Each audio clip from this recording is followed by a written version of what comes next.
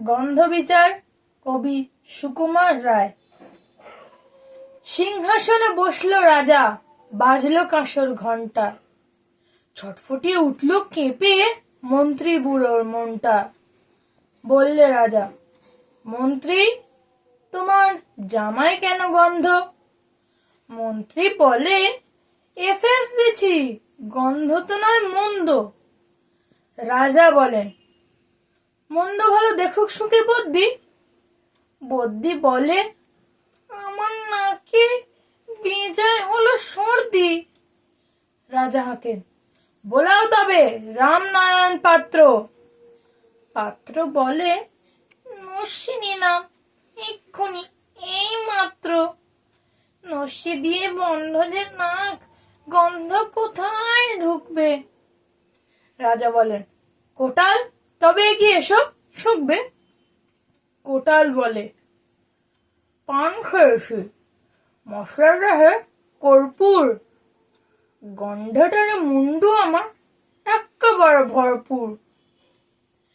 রাজা বলেন, আসুক তবে শের পালোয়ান ভীম সিং। ভীম বলে, আজ করছে আমার সমস্ত গা ঝিমঝিম। রাত্রে আমার বোখার হলো, বলছি হুজুর ঠিক বাত। বলেই শুলো রাজসভাতে, চক্ষু বুঝে চিৎপাত।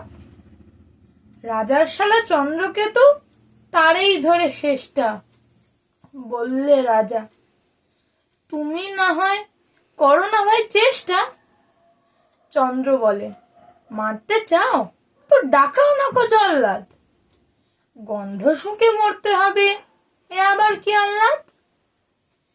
ছিল হাজির বৃদ্ধ নাজির, বয়সটি তার 90। ভাবল মনে, কেন আর একদিন তো মারবই। সাহস করে বললে বুড়ো, মিথ্যে সবাই বকছিস, শুকতে পারে হুকুম পেলে এবং পেলে বকশিস। রাজা বলেন, 1000 টাকা ইনাম পাবে সদ্য। তাই না শুনে উৎসাহেতে উঠল বুড়ো মদ্য। জামার পরে নাক ঠেকিয়ে শুকলো কত গন্ধ। রইল আটল, দেখলো লোকে, বিস্ময়ে বাক বন্ধ। রাজ্যে হলো জয় জয়কার, বাজলো কাঁসর ঢক্কা।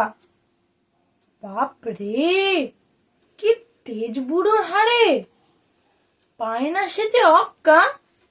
নমস্কার।